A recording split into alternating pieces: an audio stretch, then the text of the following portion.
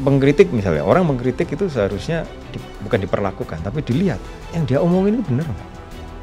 Dia melihat sesuatu yang lemah dari diri kita yang kita tidak lihat. Di sisi yang lain, memang kalau kita lihat dari semua pengukuran, masyarakat kita kan ketinggalan sebenarnya masih. Jadi pada saat kita harus bersaing, siap kita. Teori Malthus itu yang sebenarnya mendrive revolusi industri dan mendrive pertaniannya dipindah ke Amerika, tidak di Inggris. Kalau menurut saya produksi kita nggak efisien. Nah kalau Vietnam bisa bikin seperti itu, kenapa kita nggak? Oh sama makan nasinya. Kan ada yang salah berarti gitu.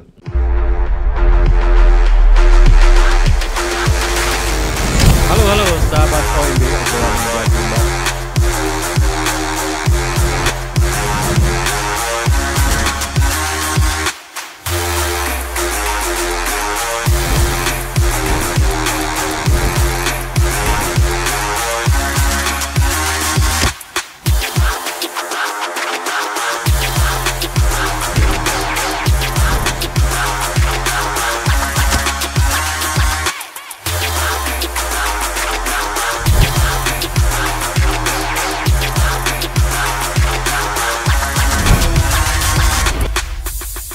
Nah, ada satu yang menarik, ada cerita yang lain lagi. Waktu diculik itu Bung Karno, dia ngirim utusan ke Bandung. Ya kan? Nah, dia ngirim. Maksudnya dia apa? Nah, jadi rupanya dia kirim. Bung Karno kan punya guru juga, punya teman diskusi. Nggak tahu teman diskusinya siapa? Hasan itu kan? Bukan. Nah, itu banyak ini ya. Tapi yang dia tuju waktu itu adalah RM Sosrokartono. Nah ini belum dengar sini. Coba. Nah, jadi dia ada yang memberitahu bahwa dia mengirim utusan ke Bandung. Ini utusan jalan kaki itu gimana nih? Ya utusan dalam arti tolong, jadi kirim surat, tolong ini surat ini kasihkan ke RM. Ya Mbak Sosrokartono. Tahu Sosrokartono kan? Kakaknya Kartini. Oke. Nah, ya. Itu apa? Di Jalan Punggur. Nah, di Jalan Punggur. Itu pembahasan apa? Nah, apa isinya? Tanyanya cuma dia tanya. Ini kalau nggak salah apakah ini sudah waktunya? Nah itu kan wise orang, bijak-bijaknya orang ya. Masalah waktu kan nggak bisa dianalisis segala macam kan. Nah jadi surat itu diterima Mbak Sosro, kalau bahasa saya Mbak Sosro itu, terus kemudian ya dibilang ya ini waktunya. Kirim kembali. Mungkin itu yang membuat ya udah Bung Karno. Karena dia punya, kalau bahasa saya mungkin saya tanya second opinion. Saya bingung kalau ditanya misal gini gimana. Aku ya kalau mama di itu ask the audience atau ask itu kan siapa yang ask the person ya kan. Siapa yang kamu percaya ya, kalau mama di wants to be millionaire, kalau mama ayo kamu milih apa? Dia kan tanya ke audiens atau tanya siapa yang kamu mau panggil itu kan, call gitu kan. Nah, mungkin saya lihat itu mungkin ya itu kan dalam proses bingung kan saya harus punya pembanding kan yang fair, yang ini segala macam gitu kan. Nah, akhirnya ya itu mungkin ya seperti itu. Dan memang itu banyak wisdom seperti begitu sebenarnya yang kita hilang gitu. Saya punya itu salah satu ada Bali. Nah, saya punya juga paman dulu ya sama seperti itu. Nah, tapi ada cerita yang lain lagi. Jadi dia punya teman terus kemudian dianggap mata-mata. Nah, mata-mata Belanda waktu itu kan. Nah, siapa nih? Ada ketangkap. Nah, waktu ketangkep mau dieksekusi dia bilang saya disuruh Bung Hatta. Nah, bingung kan teman-temannya. Nah, harus bingung. Akhirnya ya mau tanya gimana? Nggak ada bukti, nggak ada ini segala macam kan. Terus udah sembelih. Dia eksekusi. Eksekusi ya. Itu sama kayak Otto itu. Nah, itu nanti cerita lagi Pak Otto ya kan. Nah itu cerita seperti itu. Nah, pada saat dia sudah dieksekusi, itu terus kemudian ya Pak D atau Mbah, saya panggilnya Mbah walaupun kalau ininya Pak D gitu ya. Nah terus suatu saat Bung Hatta itu lewat daerah itu, waktu itu di Malang. Nah pada datang, jadi anak-anak yang orang-orang yang penasaran, pada Bung Hatta kita klarifikasi bener nggak? Gitu. Nah akhirnya bikin ini kan ada pengawal wakil presiden ya kan nggak bisa sembarangan walaupun itu sama-sama tentaranya nggak ngomong-ngomong. Akhirnya dapet tanya. Pak Hatta, kenal nama ini? Dia cuma jawab, Bung Hatta, ya saya tahu, itu orang saya. Nah langsung waduh bener ternyata. Wah ya gimana? Waduh gimana ini udah mati udah dieksekusi. Iya kan? Tapi apa yang terjadi? Teman-temannya yang tadi mengeksekusi itu merawat seluruh keluarganya. Oke, ini pelajaran ini ya. Ya, sampai puluhan tahun, sampai cucunya. Nah, jadi sampai anaknya itu sekolah. Tanggung jawab ya. Tanggung jawab renteng. Ini kadang nilai-nilai yang kayak gini nih, ini harus dipertahankan ini. Iya. Iya kan, jadi ya memang alasannya dia terbukti waktu itu anunya Belanda, dia terbukti ternyata dia memang yang disusupkan, disuruh sama Bung Hatta. Dan waktu Bung Hatta lewat daerah itu diklarifikasi, iya itu orang saya. Udah cukup bagi mereka, udah salah gitu. Udah apa yang rawat anak istrinya.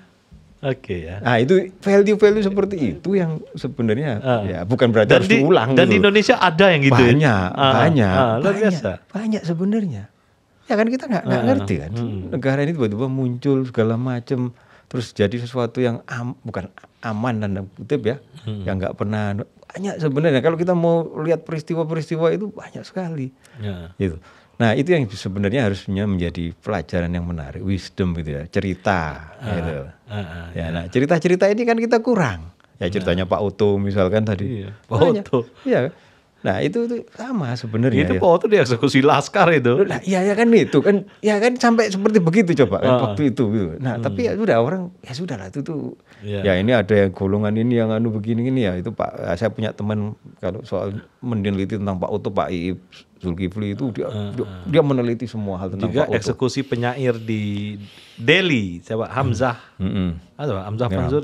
Bukan Hamzah Mansur, Amir Hamzah atau Amir Hamzah. Itu kan juga gitu kasusnya. Iya. Dieksekusi aja sama laskar-laskar rakyat itu. Iya, karena memang mungkin dianggap waktu itu ini ya perjuis ya atau apa. Nah, itu kan yang sebenarnya perlu kita gali. Apa sih yang kenapa kok itu terjadi? Memang ada yang berkhianat. Misal katakanlah gini. Kalau di perjanjian Renville kan ada, ya kan waktu perjanjian Renville justru delegasinya Belanda kan orang Indonesia. Wah dia pro pada Belanda kan. Ya. Nah itu yang sebenarnya harus kita cari. Kenapa sih dia waktu itu pro? Apa sih? Kenapa kok dia nggak mau ke Republik? Nah satu sisi gitu, sisi yang lain saya kebayang. Gimana orang-orang waktu itu dikejar-kejar gitu. Orang-orang Republik ini dikejar-kejar Belanda. Ya. Itu kan suatu yang suatu yang luar biasa. Kita kan sekarang nggak sampai lah dikejar-kejar, paling dikejar siapa sih? Iya. Ya, dan pada waktu itu satu titik geopolitik global itu memang ngarahnya ini ya. Ya itu memang tidak ya sama sekarang lah. Ada kondisi-kondisi tertentu ya. Ada karena COVID, karena perang Ukraina dan Rusia itu kan punya dampak juga gitu. Iya. Nah hanya ya kita lah yang harusnya bisa melihat apa sih celah-celah tadi itu dan bagaimana masyarakat kita bisa mendapat manfaat gitu, misal. Nah ini kan kita bahas sebenarnya kan di Eropa masyarakat negara ini kan kalau di tracknya gitu ya itu disebut dengan kesepakatan sosial apa. Nah itu ada Rousseau ya yang dia bilang. Nah di Indonesia tuh nggak begitu modelnya dan longgar gitu loh.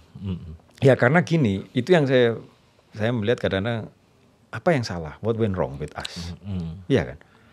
Kita banyak menghasilkan orang-orang hebat, tapi karya-karya orang-orang hebat ini seolah-olah setelah berikutnya kayak dianggap nggak ada, kan ada yang salah berarti kan? Ya. Nah itu yang sebenarnya proses pencarian kami segala macam, saya melihat akhirnya ya udah ternyata mungkin kita juga tadi tidak dikenalkan sejarah, tidak dikenalkan untuk tadi kalau kata Rendra fakta-fakta objektif tidak dikenalkan. Dalam arti tidak dikenalkan ya ini ada yang kamu sukai, ada yang tidak kamu sukai, dua-dua harus ada. Bukan ada, kamu paham bahwa dua-dua itu ada. Jangan satu itu dihilangin, ini saya nggak suka, udah saya sisihkan aja. Nah itu kan juga nanti fenomenanya hilang. Ya jadi ada hal-hal yang nah jadi misal begini, mengkritik misalnya, orang mengkritik itu seharusnya bukan diperlakukan tapi dilihat yang dia omongin itu benar nggak. Satu gitu. Kalau kata Sun Tzu justru orang yang menunjukkan weakness kita justru kita harus perhatikan karena apa? Dia melihat sesuatu yang yang lemah dari diri kita yang kita tidak lihat. Itu. Nah Kalau kita bisa Nah itu saya pikir luar biasa. Ya kayak kemarin ada di sosial media ya orang kritik RK masalah masjid kan. Itu kan sebenarnya RK harusnya menerima. Oh ya benar juga ya. Ini apa ini? ya, jadi kritik itu jangan terus ditanggapi sebagai nyinyir. Ya, even nyinyir sekalipun ya. Ya. Ya dengerin dulu. Nah, Jangan-jangan ada benarnya. Ada benarnya, Iya gitu. kan. Ya wait a second. Kalau orang Inggris bilang kan wait a second. Maksudnya kan itu. You listen first and then wait a second. Oke. Nah itu kan artinya nah, dipikir dulu. Ini ada benarnya nggak? Ada benar juga. Ya. Nah itu banyak sebenarnya wisdom seperti itu yang harus dimunculin. Memang mungkin, nah di sisi yang lain, memang kalau kita lihat dari semua pengukuran, masyarakat kita kan ketinggalan sebenarnya masih. Ya dari PISA OECD, dari mana-mana itu ketinggalan. Jadi pada saat kita harus bersaing, nggak siap kita. Itu saya banyak sekali mengalami fenomena seperti itu. Ya. Nah sehingga akhirnya makanya edukasi ini yang harus dimunculkan lagi, edukasi ke masyarakat, ya kan, memberi contoh role model yang bagus. Nah kita lihat India contohnya. Kenapa India kuat sekali? Ya. Karena apa dulu? Ya role modelnya kayak Mahatma Gandhi, dia ngasih contoh. Kemana-mana dia menenun apa? Mintal. Ya mintal jadi kasihin dia tenun terus. Orang kan lihat jadi, dia nulis terus. Jadi ada sesuatu yang kontinu dilakukan terus menerus, yang dia bisa lakukan. Nah itu menjadi role model. Nah ini yang seharusnya kita juga pemimpin dan siapapun harus membuat contoh yang baik. Indonesia ini minus nih. Minus. Gak ada ya. Gak ada. Akhirnya karena gak ada contoh, bukan gak ada. Akhirnya contoh baik tadi tertutup sesuatu yang tidak baik. Misalnya yang tidak baik tadi 10, 15, yang contoh baik 2, ya kalah dia. Kalah hilang. Nah yang harusnya yang 2 ini pelan-pelan dimunculkan. Jadi wisdom seperti itu yang harus dimunculkan dan pengalaman orang, ya kan. Nah banyak sebenarnya gitu. Nah itu yang juga kita lakukan di istilahnya tanda kutip di Odessa, di ini ya. Masyarakat kita begitu kita lihat fakta bahwa ada masyarakat yang kena stunting banyak waktu itu nah, kita mikir gimana caranya ngatasi ini. Ya, di Cembenyan banyak itu. Nah, gimana caranya seperti ini kan? Kalau kita kasih bantuan tetap nggak Jadi akhirnya kita banyak cara. Akhirnya itulah pengetahuan dunia yang kita pakai. Itu tanda kutip salah satunya misal kita kembangkan dengan kelor. Kelor. Ya, karena kelor itu ada di kita. Dan kelor ada proteinnya. Ya, proteinnya paling tinggi. Jadi ada 16 asam amino lengkap. Tubuh kita itu di dunia, tubuh ini terdiri dari 20 macam asam amino. Di kelor itu ada 16. 16 yang dibutuhkan tubuh kita. Nah, artinya 16 pembentuk itu tadi. Ada ya. Yang ada. Nah, itu salah satu contoh begitu. Nah, itu bukan bahan, kelor itu semua ada kan. Dan kelor gampang tumbuh loh itu. Gampang tumbuh di mana-mana, tancap tumbuh dia. Jadi itu yang kemudian, saya bukan kelor salah satu karena tadi gizinya tinggi. Nah, kemudian di sisi yang lain setelah diteliti sama teman-teman termasuk PBB melalui FAO menggunakan kelor untuk mengatasi gizi buruk di Afrika. Oh ya. Jadi gini, ceritanya misal katakanlah dulu Afrika kan kita lihat kan sering dibantu oleh banyak negara. Tapi selalu gitu berulang terus kejadian. Kayak Katolik bantu Florida tapi tetap miskin gitu. Nah, misal contohnya semacam itu ya kan. Nah, akhirnya kan mereka dirubah approach-nya. Saya kalau ngasih bantuan dia nggak bisa survive. Tapi kita harus didik. Tapi apa yang dia harus bisa lakukan gitu loh di sekitarnya. Akhirnya dicari yang kira-kira masuk akal. Nah itu FAO salah satu mencoba itu menggunakan kelor dan banyak beberapa dan berhasil. Secara institusi Indonesia juga ada ya yang sebenarnya yang genuine Indonesia. Misalnya dulu puskesmas ya, puskesmas itu ditiru Bangladesh gitu. Ya memang. Iya. Tapi di Bangladesh gagal itu. Ya, karena pembentuknya berbeda kan. Karena pembentuknya berbeda. Nah itu, di sisi yang lain juga kita bisa belajar dari Bangladesh soal Grameen Bank gitu misalnya. Wah, ya Grameen kan? Bank. Iya kan. Tapi di sini gagal kan. Padahal Grameen Bank itu banyak dia kadang-kadang juga dulu tahun 80-an sering datang ke koperasi-koperasi untuk melihat perbandingan gitu. Nah di kitanya tambah lepas hilang gitu kan. Nah di sananya berkembang. Dulu seperti orang-orang Cina, Tiongkok lah ya. Belajar Batam, di sananya berhasil, Batamnya kagak berhasil. Banyak, karena gini, itu sebenarnya, itulah sebenarnya.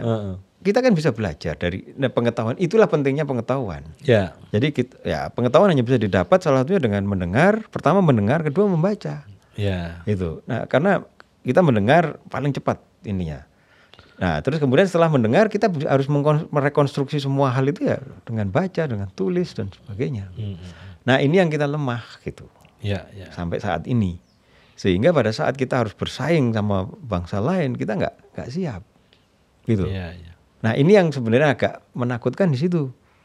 Ya kan, buktinya sekarang kita impor gitu kan. Nah, padahal kalau kita mau belajar benar gitu ya, misal ya kita ada namanya kok jadi lupa saya. Deret produksi Ukur hitung. ya, deret produksi itu linear, tapi pertambahan jumlah manusianya itu eksponensial. Malthus. Nah, teori Malthus itu yang sebenarnya mendrive revolusi industri dan mendrive pertaniannya dipindah ke Amerika, tidak di Inggris. Oh iya, digeser ya. Geser. Nah, itu juga yang terjadi ekspor impor, yang namanya ekspor impor itu. Jadi orang-orang yang di Amerika, di istilahnya di koloninya itu, dibilang koloni itu, itu impor dari Inggris, impor dari Inggris. Berarti mereka ini orang-orang Anglo-Saxon aja yang ekspor impor ya? Iya. Nah, terus kita ikut-ikut semua, udah rusuh gitu kan. Kalau padahal sebenarnya juga sudah terjadi di Nusantara ini perdagangan antar pulau. Iya. Ya kan, rempah segala macam. Nah, rempah itu kenapa menjadi menarik? Karena apa? Karena rempah itu juga yang khas Khatulistiwa. Dulu ada hanya pula di Banda Neira sana ketemunya. Yang rempah itu yang sebenarnya membuat kalau dia makan itu jadi hangat. Itu sebenarnya. Jadi kan mereka 4 musim.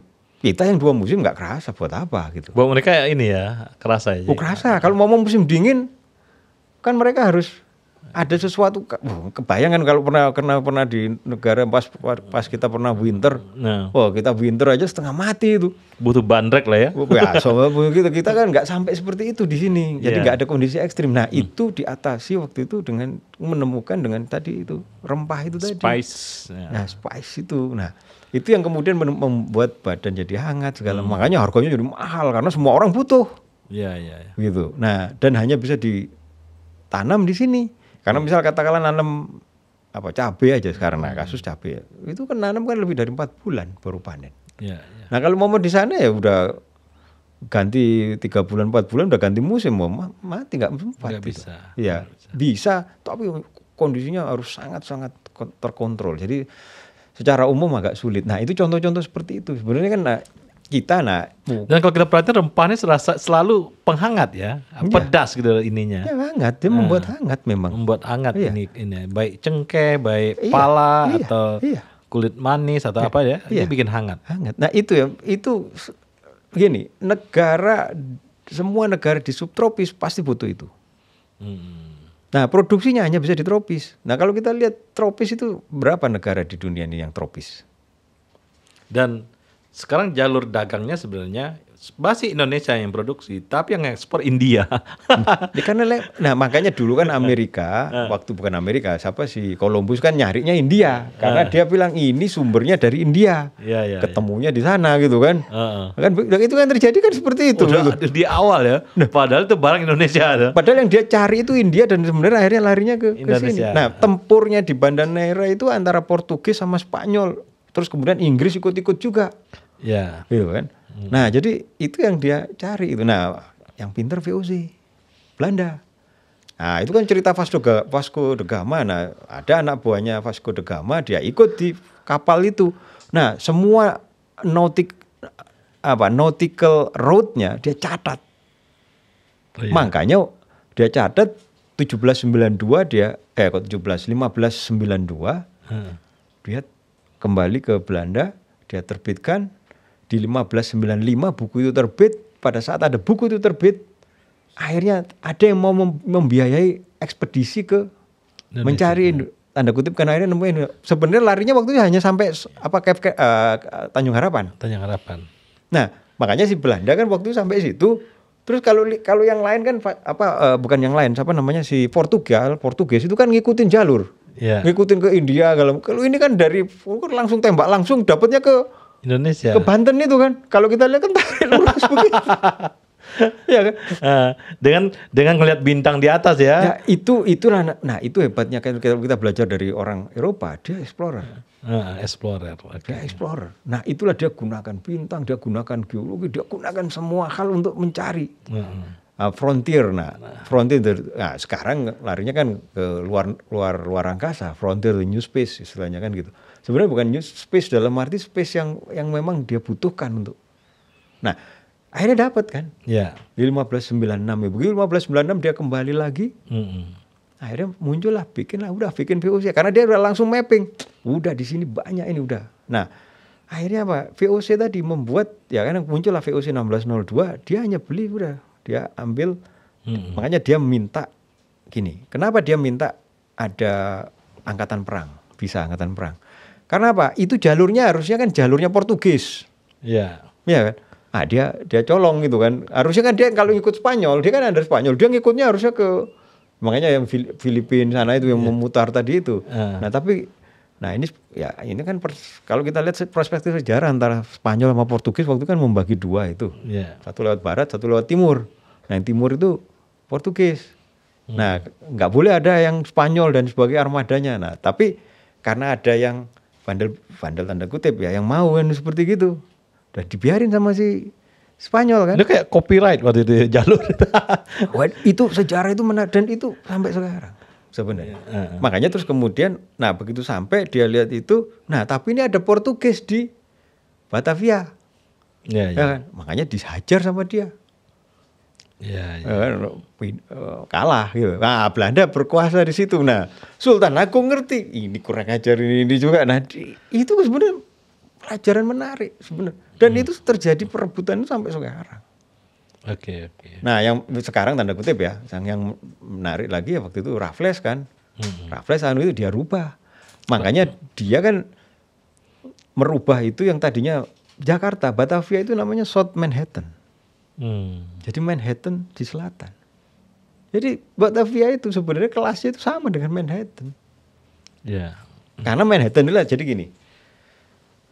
Dari Batavia ke Amsterdam, dari Amsterdam ke New Amsterdam. New Amsterdam mana? New York. Itu cuma begitu aja. Yang ditukar itu yang dibilang Manhattan sama itu kan itu. Nah, Belanda itu melakukan itu aja ratusan tahun. Nah, Inggris baru sadar 100 tahun kemudian. Jadi kalau kita lihat Belanda 1602, Dutch East Indian Company VOC itu 1602. East Indian Company juga 1603, nggak beda jauh, cuma 100 tahun. Tapi yang maju sampai 100 tahun kemudian itu adalah si Belanda. Baru Inggris setelah itu mulai ini negara kecil makin kaya, makin ini ada sesuatu ya. Mulai saya ngeliat kan dia. Akhirnya baru di 17 sekian mereka mulai bangkit pelan-pelan.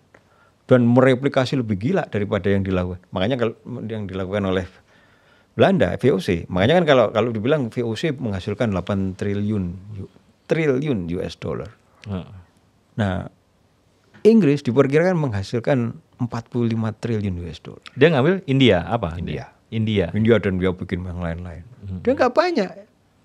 Nah itu dia nggak banyak tapi dia tahu titik-titik penting yang dia ambil. Nah setelah 17 itu, nah Amerika baru 19 sekian, 1900 dengan ada Rockefeller, itu pun ada Carnegie, itu kan orang-orang Inggris semua.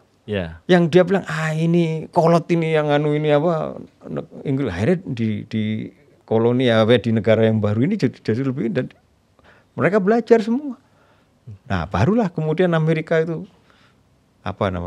muncul lah dalam peradaban itu sebenarnya. Dia kan baru sebenarnya. Amerika ini baru. Nah tapi artinya begini, kembali lagi ke negara kita. Kalau kita bisa belajar sejarah dengan tepat, mengetahui dengan tepat pola apa yang harus diterapkan, kita bisa juga. Nah inilah sebenarnya sikap-sikap seperti ini yang harus kita gali. Karena kan ujungnya kan jadi action. Bung Karno sebenarnya di posisi non-blok itu udah ke situ tuh, tapi digergaji kan.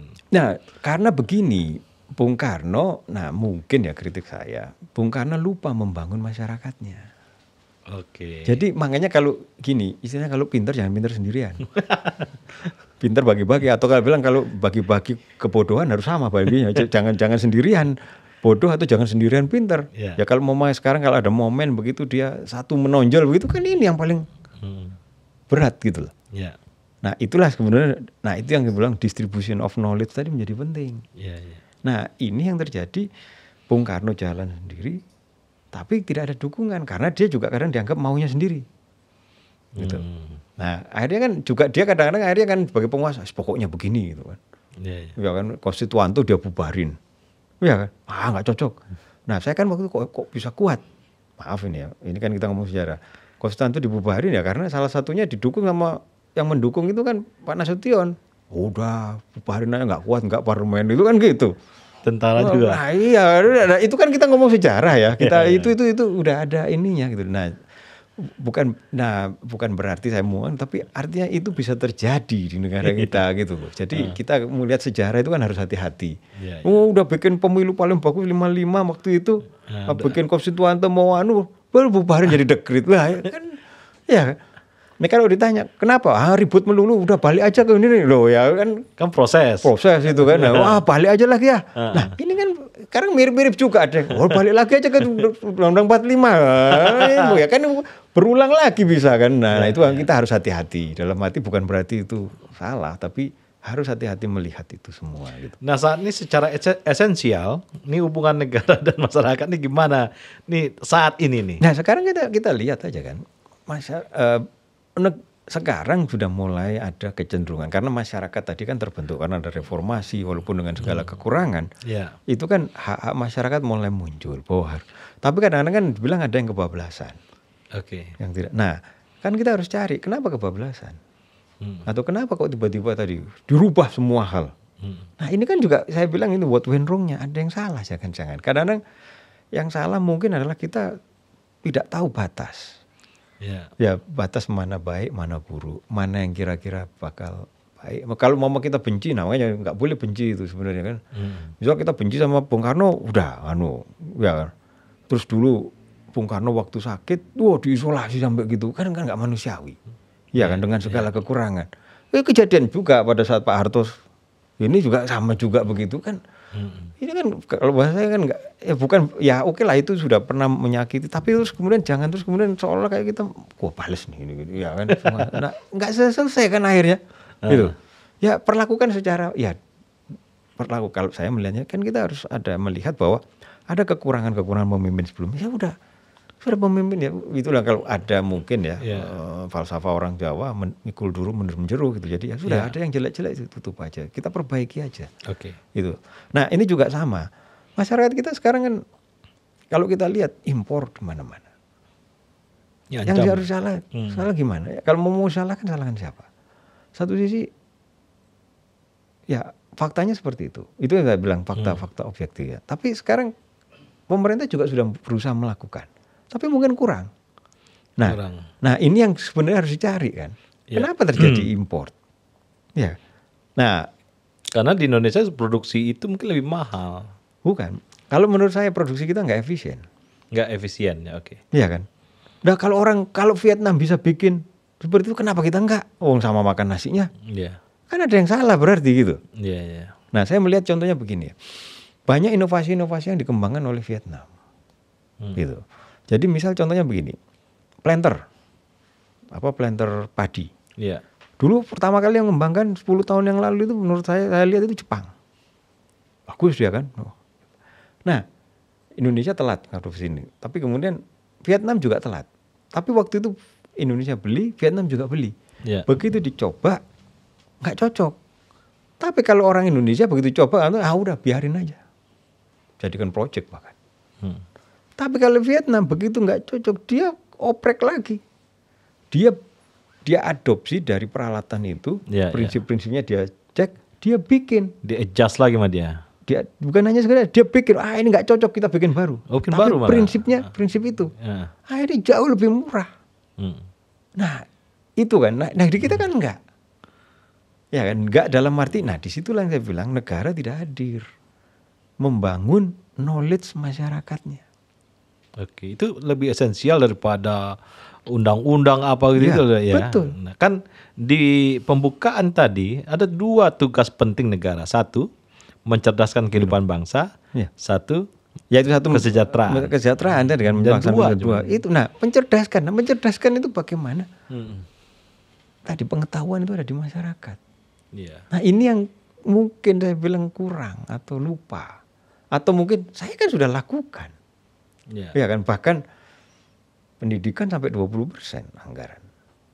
Ya kan. Nah, sampai seperti itu. Nah, itu tapi kita harus kembali lagi melihat bahwa ada fakta bahwa itu masih terjadi. Nah, kan harus dicari stunting misal. Ya kan? Ya. Ada stunting sebagian besar. Kedua, seringkali kan waktu pernah suatu saat Kompas kan merilis satu survei bahwa banyak orang kita membuang-buang makanan sampai kalau dihitung-hitung sampai ratusan triliun. Ya, waste food ya. Iya kan? Nah, ini kan juga harus kita cek kan. Nah, artinya gini, bagaimana kita menghilangkan atau ngurangi lah.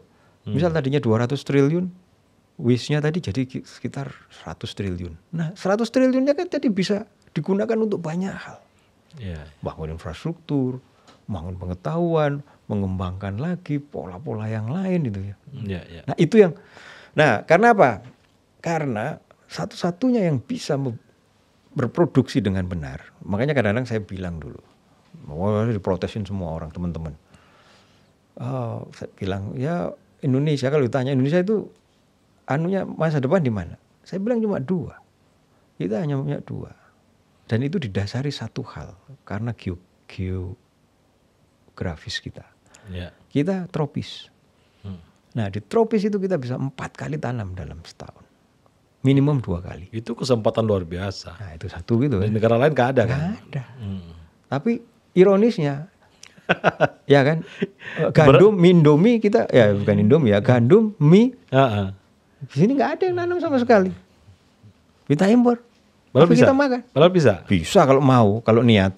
Oke. Nah, itu jadi challenge. Oh, nggak bisa. Apa bisa? Dulu orang bilang kedelai misal, nggak bisa. Kedelai dianggap nggak bisa tuh. Kedelai itu dibilang natifnya bukan, memang benar, natifnya bukan di Dia subtropis dia. subtropis ya, natifnya di subtropis.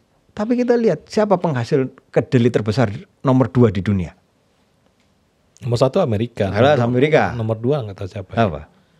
Cina. Enggak. Brasil. Oh, Brasil tropis dong. Nah, ya justru itu. Oh iya, Brasil nomor 2.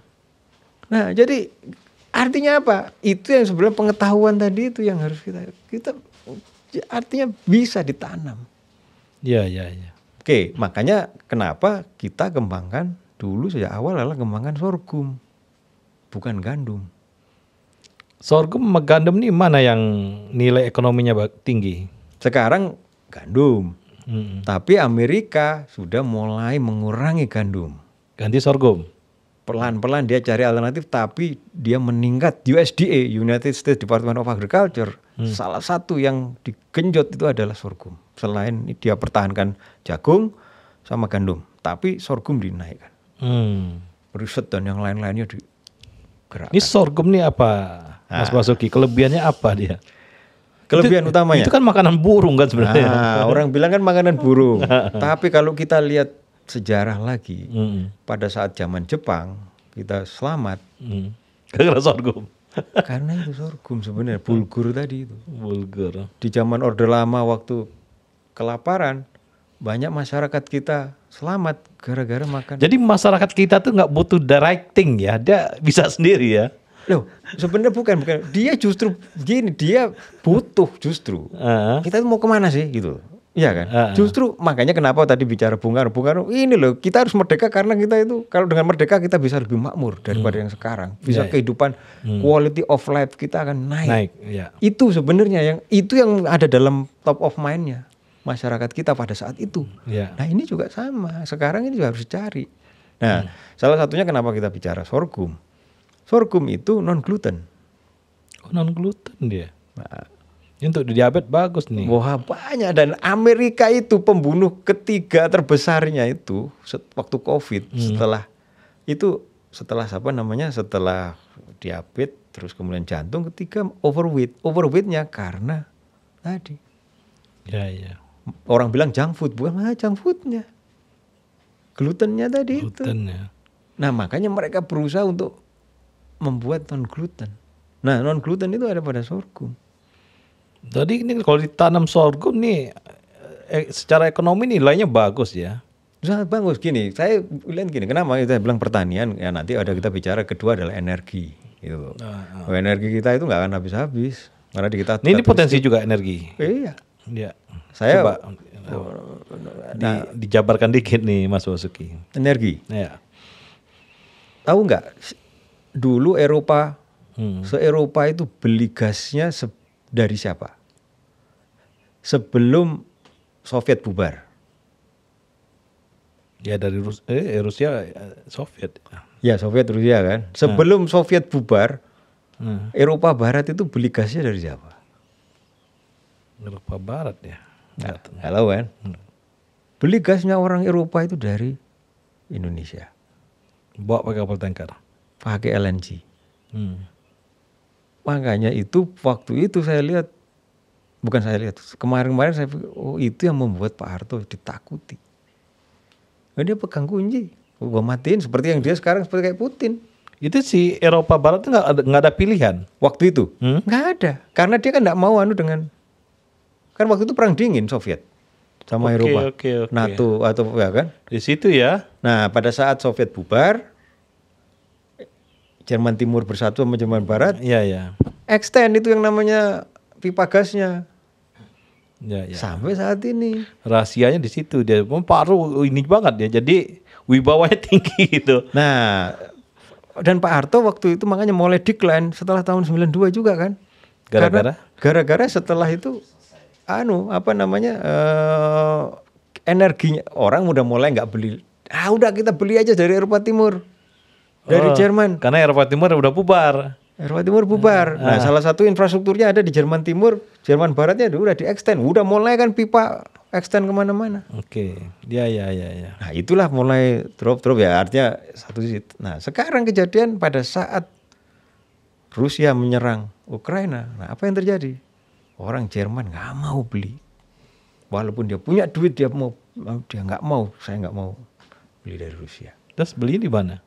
Makanya sekarang dia bikin gelap-gelap aja. Iya, dia kan sekarang terjadi dia gelap, dia ikutin kan dia. Nah, sebenarnya kalau kita memahami geopolitik itu, kita bisa masuk lagi. Tapi gas kita ini habis buat pupuk. Enggak juga. Enggak. Pupuk itu persoalannya ada di fosfat, bukan di gas. Oh gitu. Gas itu banyak. Ya kan? Sekarang gampang, indikatornya gampang. Kita lihat aja kalau di Jawa ini ada yang onshore bukan offshore. Coba kita lihat berapa di daerah Jawa yang ada api abadi. Ya banyak. Ya, itu kan gas semua. Kapan kita eksplor? Makanya kapan waktu itu di Jawa Tengah ada di tengah sawah tiba-tiba wah meledak. Nah, yang paling fenomenal ya Lapindo kan sampai sekarang. Nah, itu berarti gas itu. Gas kita itu besar. Ya. Nah, ini yang saya bilang kita nggak paham tentang diri kita sendiri, tentang negara kita.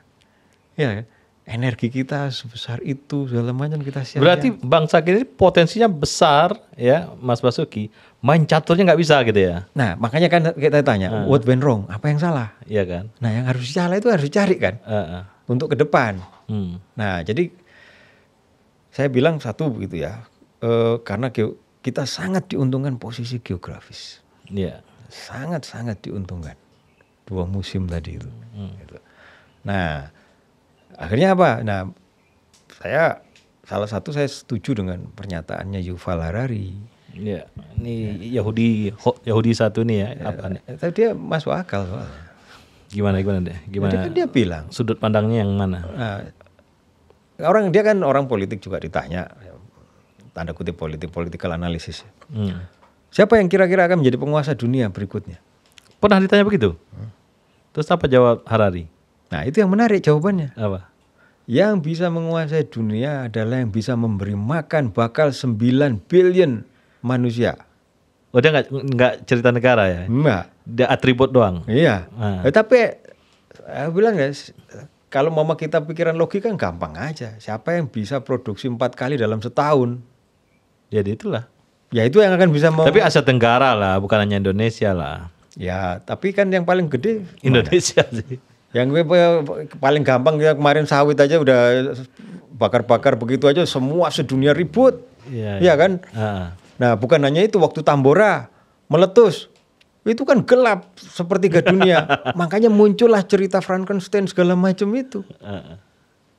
Itu. Nah, jadi sebenarnya ya area ini Nusantara ini ya apa ya? Ya harus kita apa ya tadi wisdom kita itu harus ya bersyukur lah kalau ya, karena di tempat lain itu nggak ada seperti ini gitu. Jadi tapi kalau kita tidak kelola, tidak manage itu kan jadi problem. Jadi besar. sebenarnya kan ada juga pandangan-pandangan lain. Indonesia ini selalu telat, nah. Pas kenapa telat? Nah itu problemnya. Kan kita nggak pernah bahas kenapa telat. Pas orang rame di industri kita belum masuk, ya kan? Pas orang mau selesai industri, ya kan? Kita nggak pindah juga. Nah, kenapa telat? Ininya telat terus. Nah, tapi sisi yang lain, waktu saya bilang tadi, kenapa waktu negara-negara lain belum merdeka kita duluan? Nah, iya kan?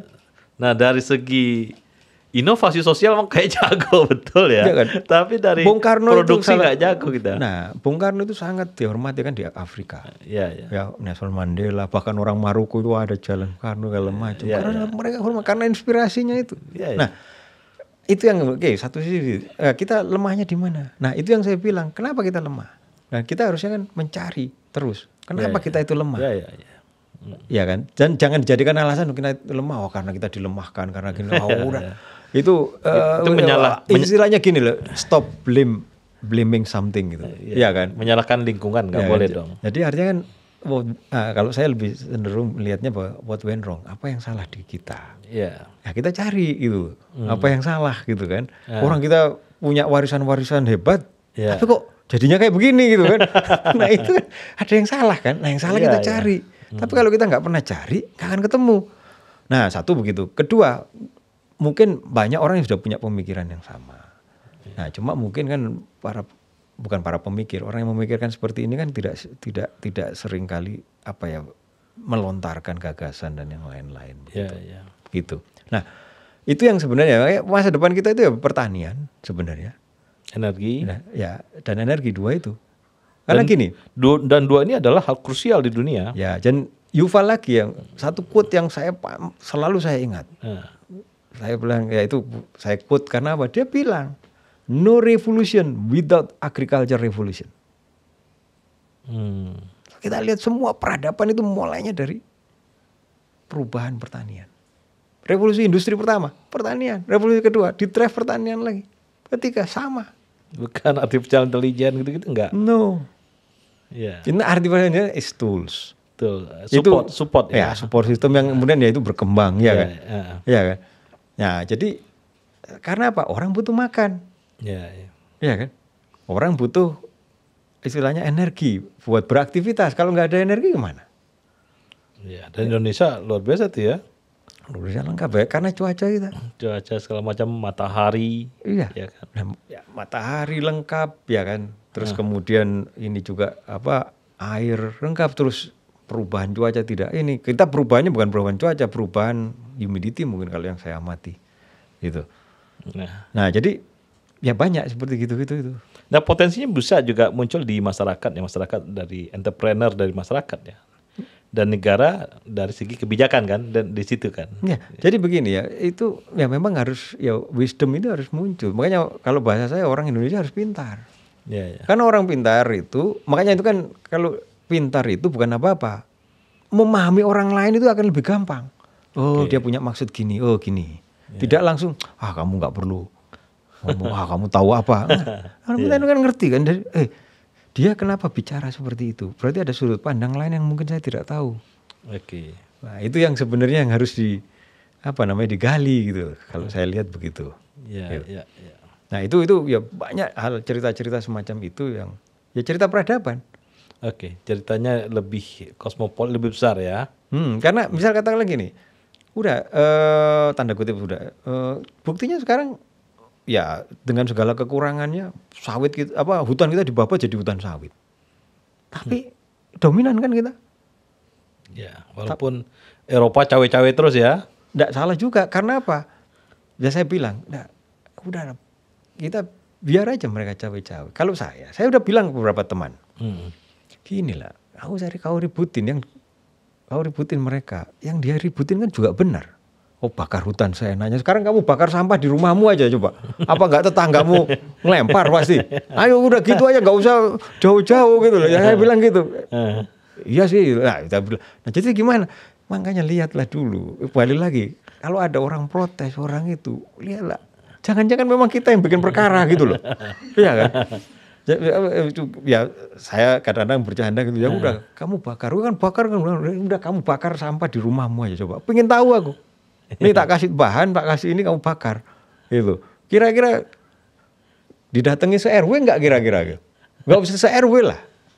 Ya kan? Nah, itu 3-4 contoh. rumah datang pasti. Pasti gitu kan. Nah, artinya gini loh. Jadi kadang-kadang logical fallacy kita itu muncul pembelaan. Oh, enggak gini-gini. Nah, enggak lah, kita kalau diri kita sendiri melakukan itu, orang lain terganggu. Ya kan? Iya. Ya kan? Itu kan yang harus kita pikirkan gitu. Bahwa itu satu. Nah, oke, satu gitu. Kalau Eropa itu cawe-cawe gitu, kita lihat apa yang masalah mereka gitu. Nah, terus kemudian kita cari apa yang kira-kira bisa kita barter. Nah, ini win-win nih ya. Ya. Atau gini, ya sudah aku kurangi, nggak bakar-bakar gini-gini. Aku tapi mau jualan ini loh. Kamu kan butuh. Iya kan? Loh, itu. Ya. Makanya saya kayak Rusia kemarin Eropa berani ngelawan Indonesia karena apa? Dia punya sumber salah satunya dari Ukraina, bunga matahari. Itu bisa menggantikan sawit. Iya. Habis kita. Makanya ya satu sisi mungkin Nanti sawit kita jadi pinang ya. Ya makanya jadi apa gitu. akhirnya kan. Karena coba begini, untuk bisa sawit berapa? 5 tahun. Bunga matahari Cepet. cuma 90 hari. Kayak bayam itu. Iya kan, setahun bisa 4 kali itu yang saya bilang. Lah itu terjadi di antara Odessa sampai Kiev itu isinya, teman saya ada yang ke sana, jadi jalan dari Odessa tadi. Itu aja. Kanan kiri itu Kayak padang luas gitu. Iya. Kanan kiri itu bunga matahari semua. Waktu itu ya, waktu sebelum kira-kira ya sebelum di kita bisa juga kan itu. Bisa sama. Nah, tapi kenapa kita nggak melakukan? Ya karena kita pengetahuan kita belum sampai ke sana. Sama dulu dengan apa orang ribut-ribut jarak dulu masuk itu saya kira ada juga yang miss di situ. Gak hanya yang miss seperti itu juga. Nah, jadi pengetahuan itu yang harus dibangun kompleks gitu. Nah, kalau saya dulu waktu itu bilang kan, kalau jarak jangan dijadikan tanda kutip jangan bahan bakar, pasti akan ada masalah. Saya udah lihat secara sistem secara ini kurang. Tapi kalau misalnya kita jadikan sebagai dia minyak pelumas, hidrolik, masih bisa. Nggak ada, itu hidrolik semua itu dari jarak. Dan nilai ekonominya lebih tinggi. Jauh lebih tinggi. Iya. Ya, nah ini kan masalah cara kita pandang kita kan. Satu hal yang sama kalau kita rubah cara pandangnya berbeda, mungkin ada sesuatu yang jauh lebih menarik kan. Dan itu masyarakat luar biasa nanam-nanam tapi nggak ada yang beli. Rusak itu. Nah itu kan akhirnya lari ke manage. Bagaimana memanage itu kan. Nah itu kan pentingnya manajemen pertanian, pentingnya ini ada peluang ini gini. Iya kan. Nah itu yang, peluang-peluang ini hanya bisa terbentuk kalau kita mengembangkan juga. Gitu. Nah itu yang sebenarnya banyak sekali. Ya. Di satu sisi seperti itu, sisi yang lain kita impor.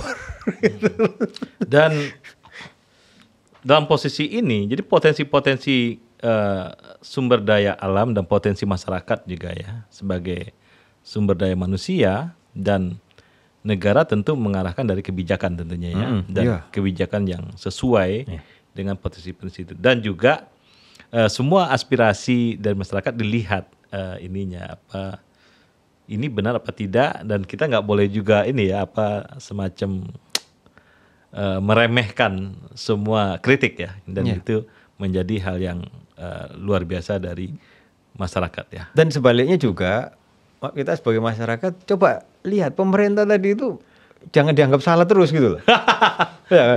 Ya, bukan berarti kan selalu kan udah ya kan. Bukan saya membela pemerintah atau apa, kita fair aja gitu loh. Iya kan? Dalam arti apakah kita sendiri sehari-hari kan bisa aja berbuat salah, berbuat benar ya kan?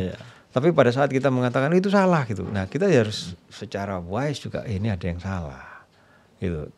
Gimana cara kita perbaiki? Nah, Kalau cara seperti itu kan mungkin juga pemerintah mungkin ya juga. Iya, saya juga tahu bahwa salah, tapi saya juga nggak ngerti gimana cara memperbaikinya. Kan gimana bingung kan? Ya. Nah, tapi Deadlock ya, deadlock. deadlock akhirnya. Tapi kalau dengan pembicaraan, dengan diskusi, dengan itu mungkin jadi berbeda kan. Kalau buat gini gimana? Mungkin juga ada ini ngaco, ini ngapa pakai kasih usul kayak begini. Ya mungkin itu ada terjadi. Tapi kalau kita cari lama-lama, mungkin ada yang bagus. Ini ada yang ide yang bagus ini dari sini. Ya ini mungkin bisa dikembangkan gitu. Nah itu semacam itulah. Ya. Itu. Oke. Baiklah nih sahabat OMB, obrolan masyarakat versus negara menarik sekali pembahasan hari ini, dan inilah Basuki Suhardiman. Terima kasih.